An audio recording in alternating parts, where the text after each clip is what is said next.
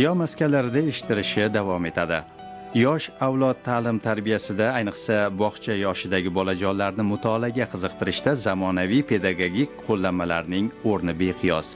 Chirchiq davlat pedagogika universiteti pedagogika fakulteti o'qituvchisi Dilbar Qarshiyeva oliy ta'limga e'tibor va bu borada olib borilayotgan ishlar haqida shunday to'xtaladi.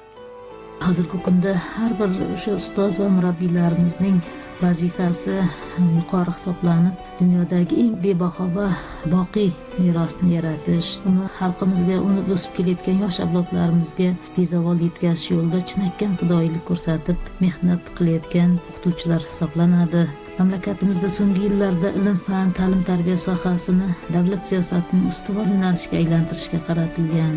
Oilada farzand tug'ilgandan boshlab kamolot yoshiga yetgunga qadar uni har tomonlama qo'llab-quvvatlaydigan, hayotga munosib o'rin topishga xizmat qiladigan yaxlit va uzluksiz ta'lim tizimi yaratilmoqda va bu ta'lim-tarbiya jarayonida har bir o'qituvchi, murabbiylar xizmat ko'rsatib bormoqdamiz. Demak, aynan hozirgi kunda o'sha ta'lim-tarbiya jarayonlarida o'zgarishlar, rivojlanishlar yuqori hisoblanib, mamlakatimizda yangi turdagi va yangi sifat bosqichidagi ta'lim maskanlari, xususan prezident maktablari, ijod maktablari, ixtisoslashtirilgan maktablar faoliyat yuritmoqda.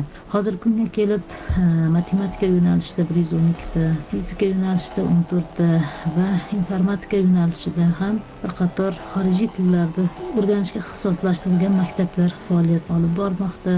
Ta'lim sohasida ham shunday islohotlar amalga oshirilmoqda. So'nggi 5 yilda chet ellardagi nufuzli oliy ta'lim muassasalarining hamkorlikda 67 ta universitet va institutlar hamkorlikda filiallar barpo etildi. Bunda yangilanayotgan jarayonlarda ustoz murabbiylarning ishiga, hayotiga munosabati va mas'uliyati tubdan o'zgarib, ularning doimiy izlanib, yangilikka intilib yashayotganlarga ilg'or ta'lim texnologiyalari va metodikalarni puxta o'zlashtirib borayotganliklari hech birimizga sir emas.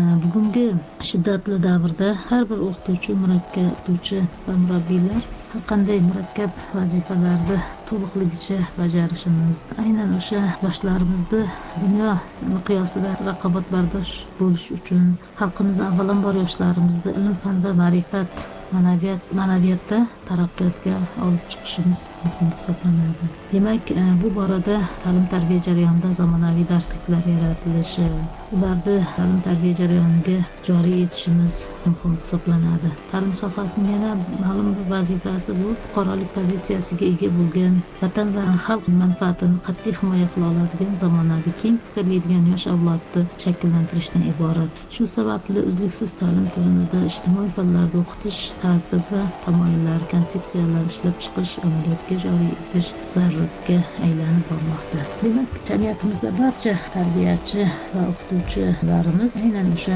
3-renessansning poydevorini qurish, shundan kelib chiqib, aynan ta'lim-tarbiya jarayonida ulkan xizmatlar ko'rsatishimiz zarur hisoblanadi.